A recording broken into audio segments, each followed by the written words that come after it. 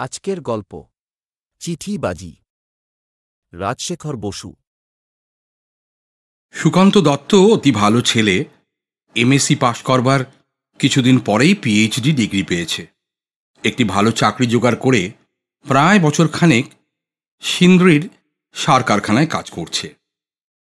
তার বাপ মা নেই, মামাই তাকে মানুষ করেছেন। আজ সকালের ডাকে মামার কাছ থেকে সুকান্ত একটি চিঠি পেয়েছে।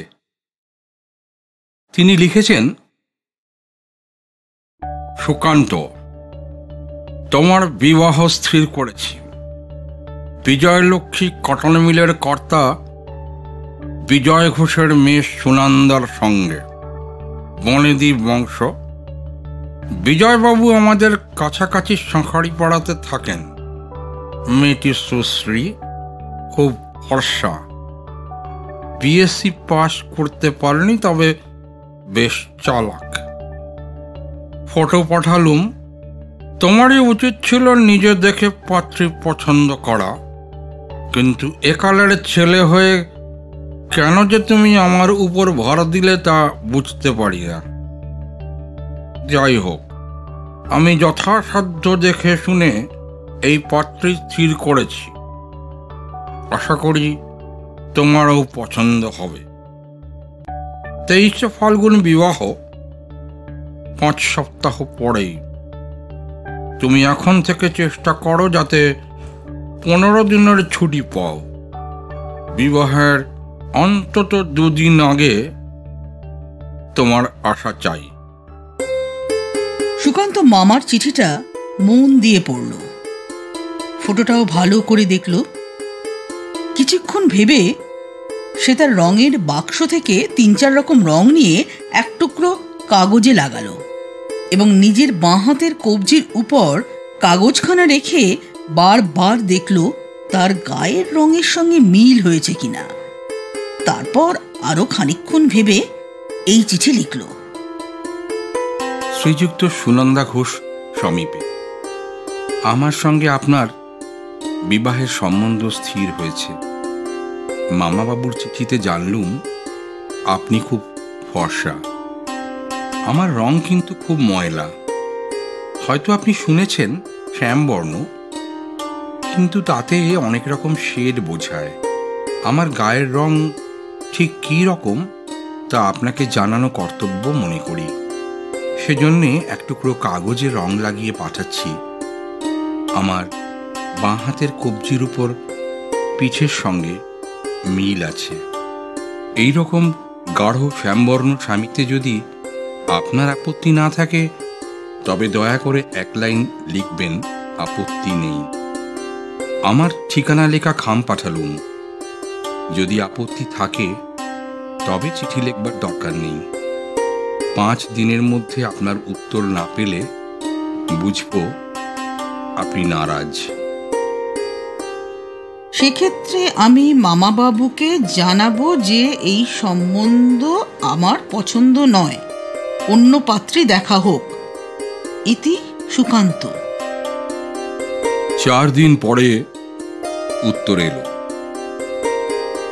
ডক্টর সুকান্ত দত্ত সমীপে, আপত্তি নেই, কিন্তু প্রকৃত খবর আপনি পাননি। আমার গায়ের রং আপনার চাইতেই ময়লা। কোনি দেখবার সময় আমাকে পেইন্ট করে আপনার মামাবাবুকে ঠকানো হয়েছিল, কিন্তু আপনার মতন সত্যবাদী ভদ্রলোককে আমি ঠকাতে চাই না। আমার কাছে ছবি আঁকবার রং নেই। আপনি যে নমুনা পাঠিয়েছেন সেই কাগজ থেকে এক টুকরো কেটে তার উপর একটু ব্লু ব্ল্যাক কালি লাগিয়ে আমার হাতের রঙের সমান করে পাঠালুম। পুরুষের কালো রঙে কেউ দোষ ধরে না, কিন্তু সবাই ফর্সা মেয়ে খোঁজে। যে জোঁক কালো সেও অপসরী বিদ্যাধরী বউ চায়। আপনি সংকোচ করবেন না।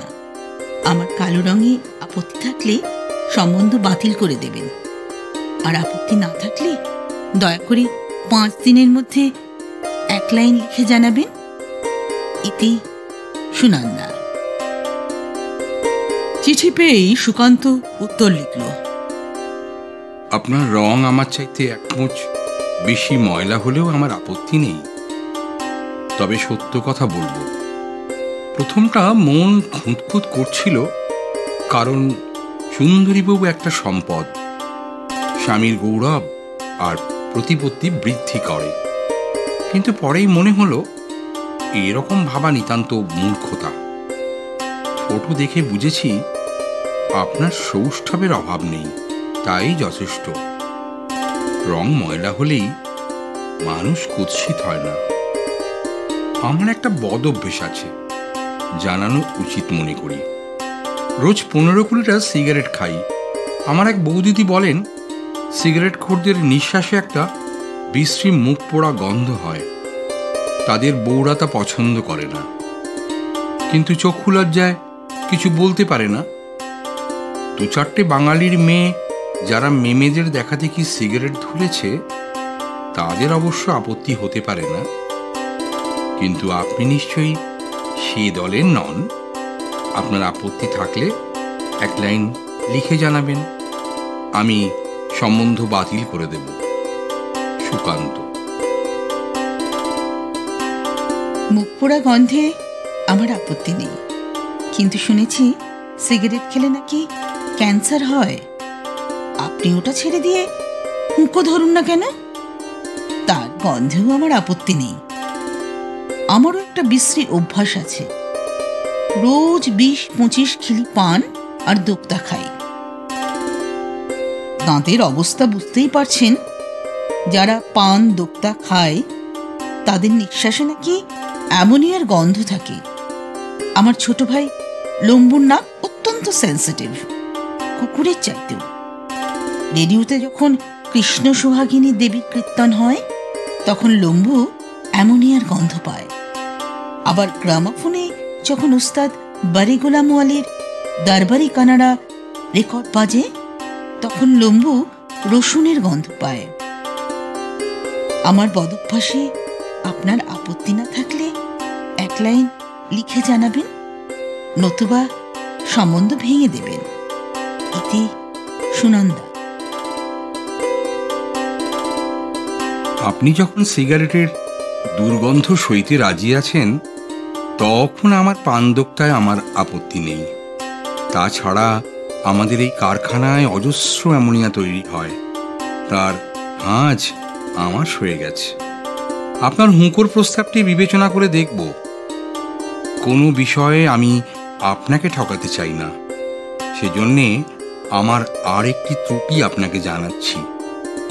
পুরুষেরা যেমন অনন্যপূর্বা পত্নী চায়, মেয়েরাও তেমনি এমন স্বামী চায় যে পূর্বে কখনো প্রেমে পড়েনি। আমি স্বীকার করছি, আমি অক্ষত হৃদয় নই। ডেপুটি কমিশনার লালা তোপচাঁদ ছোপড়ার মেয়ে সুরঙ্গীর সঙ্গে আমার প্রেম হয়েছিল। তার বাপ মায়ের তেমন আপত্তি ছিল না, কিন্তু শেষটায় সুরঙ্গী বিগড়ে গেল। সম্প্রতি সে কমার্স ডিপার্টমেন্টের মিস্টার হনুমন্থেইয়াকে বিয়ে করেছে। লোকটা মিশ কালো, যমদূতের মতো গড়ন, তবে মাইনে আমার প্রায় 3 গুণ। আমার হৃদয়ের ক্ষত এখন অনেকটা সেরে গেছে। আপনার সঙ্গে বিবাহের পর একেবারে বেমালুম হবে আশা করি।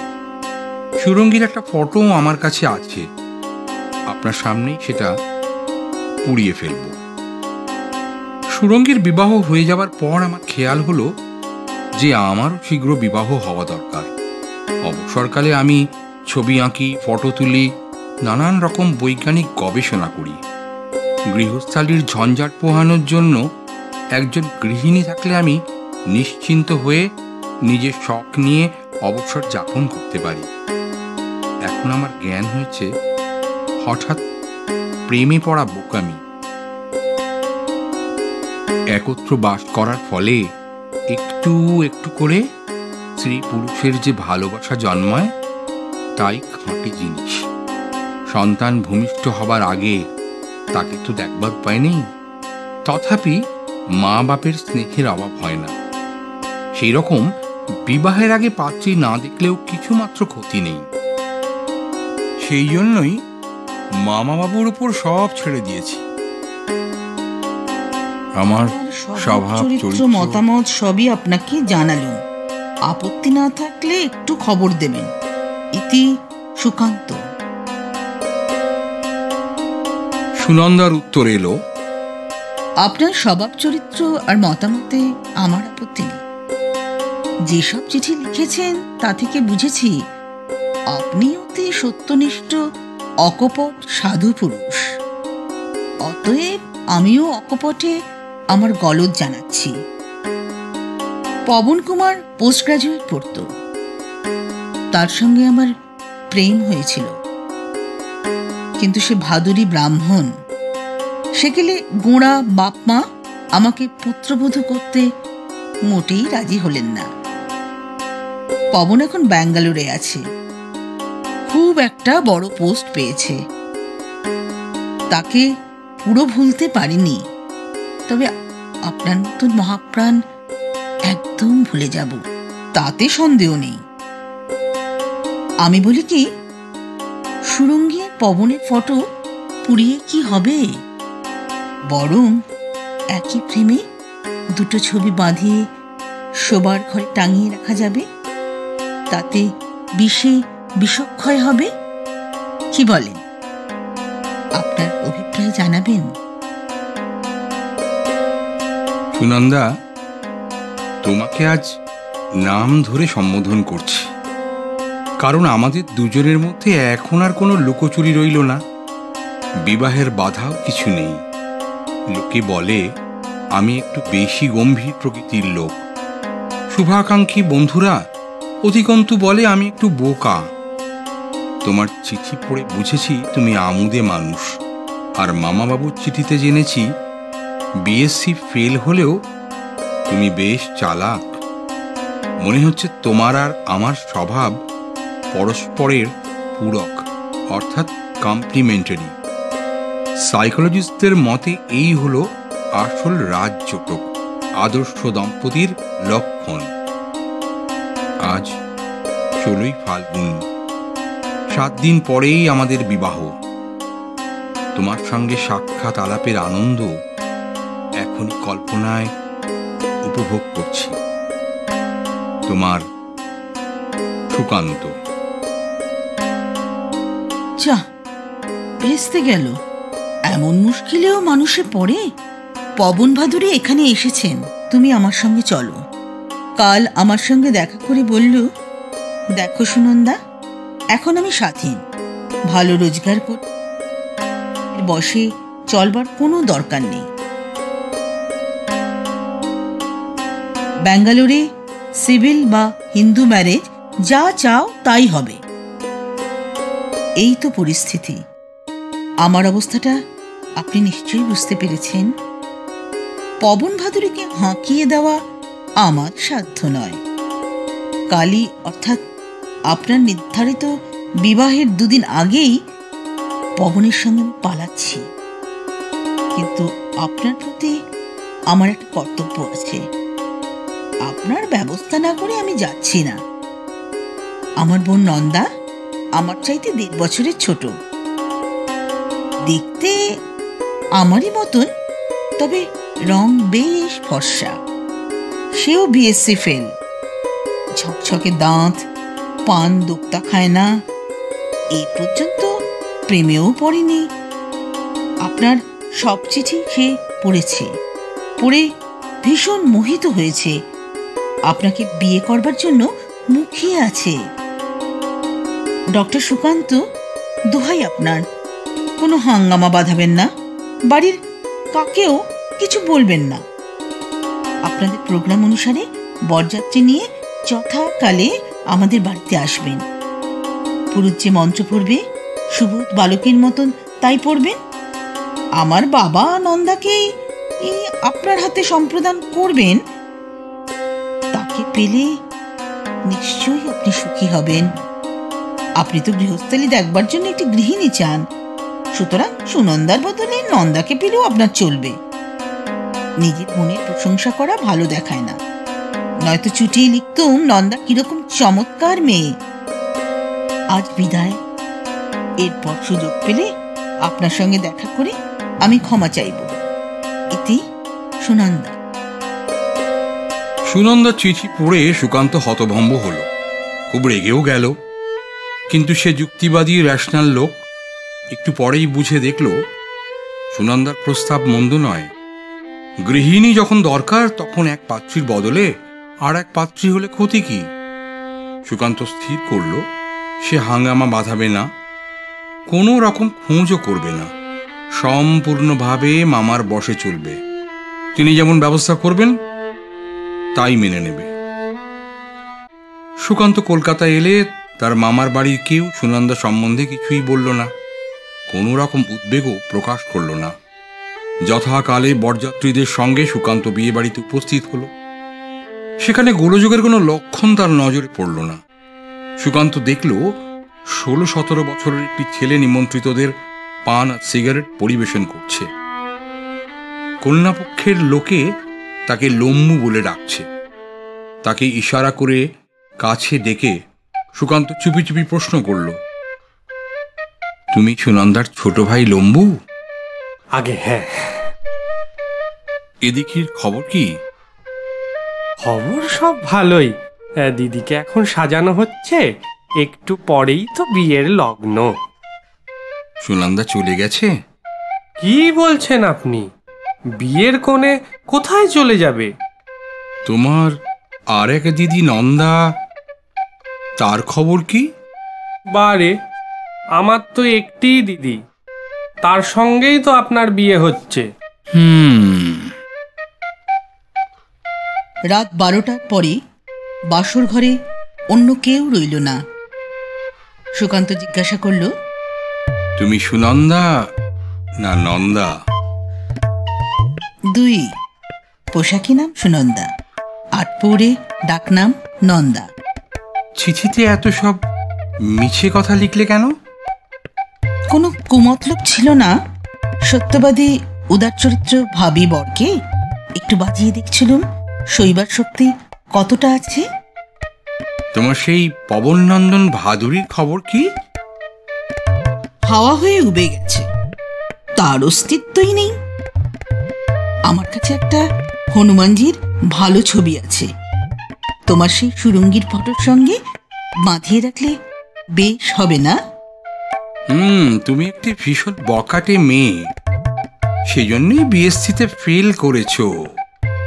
ঝুনি মিত্তির আমার ডবল বকাটে, সে ফার্স্ট হলো কি করে?